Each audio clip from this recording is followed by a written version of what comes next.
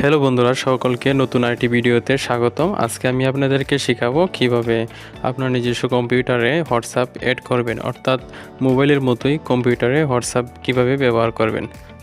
সর্বপ্রথম আমি কম্পিউটারের স্ক্রিনে চলে আসলাম। তারপরে এখানে নিচে দেখেন একটা ক্রোম ব্রাউজার আছে, আমি সেই ব্রাউজারটি সিলেক্ট করে নিচ্ছি। আপনারা যে কোনো ব্রাউজার ইউজ করতে পারেন। আমি সহজভাবে করার জন্য ক্রোম ব্রাউজার ইউজ করলাম। এখানে সার্চ অপশনে গিয়ে আমি এখানে টাইপ করব হোয়াটসঅ্যাপ টাইপ করার পরে দেখেন উপরে হোয়াটসঅ্যাপ এসে পড়েছে। এই হোয়াটসঅ্যাপ লিঙ্কে আমি ক্লিক করলাম। ক্লিক করার পরে দেখেন এই যে একটা ওয়েবসাইট আসছে। এই ওয়েবসাইটে আমি ক্লিক করার পর দেখেন ডান পাশে ওই যে উপরে ডাউনলোড লেখা আসছে, আমি এখানে ডাউনলোড করে দিলাম। এটা ডাউনলোড হচ্ছে।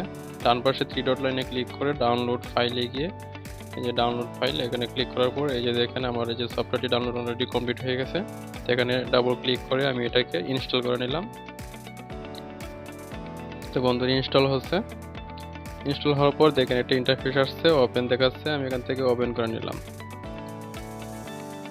ওপেন হওয়ার পর দেখেন নিচে লেখা আছে গেট স্টার্টেড। আমি এখানে ক্লিক করলাম। ক্লিক করার পর দেখেন একটি কিউআর কোড আসছে। তো এখন আমি আমার মোবাইল ফোনে চলে যাব। সেখানে হোয়াটসঅ্যাপে সেটিং অপশনে গিয়ে আমার প্রোফাইল পিকচারের ডান পাশে দেখবেন একটা কিউআর কোড আছে, এখানে ক্লিক করব এবং এটা ডান পাশে আবার স্ক্যানার আছে। এই স্ক্যানারটি ওপেন করে এই কম্পিউটারের যে স্ক্যান অপশনটি আসছে সেটি স্ক্যান করে নিতে হবে। তো আমি এটাকে স্ক্যান করতেছি। দেখেন স্ক্যান কিন্তু কমপ্লিট হয়ে গেছে। এখন এই যে নিচে লেখা আছে লিংক, একটা অপশন আসছে সবুজ বাটন, এখানে ক্লিক করব। ক্লিক করার সাথে সাথে দেখেন পাসওয়ার্ড চাইতেছে, ফোনের পাসওয়ার্ড। তো সেই ক্ষেত্রে আপনার এই ফোনে ফিঙ্গারপ্রিন্ট দেওয়া, ফিঙ্গার দিয়ে এই পাসওয়ার্ডটা খুলে দিচ্ছে।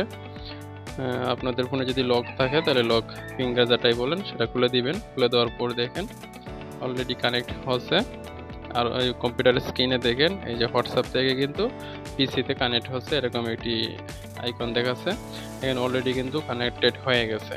তো বন্ধুরা দেখেন আমি এখন এরো চিহ্নতে ক্লিক করে আবার প্রোফাইলে চলে যাচ্ছি। এই যে দেখেন এই যে প্রোফাইল পিকচারটি,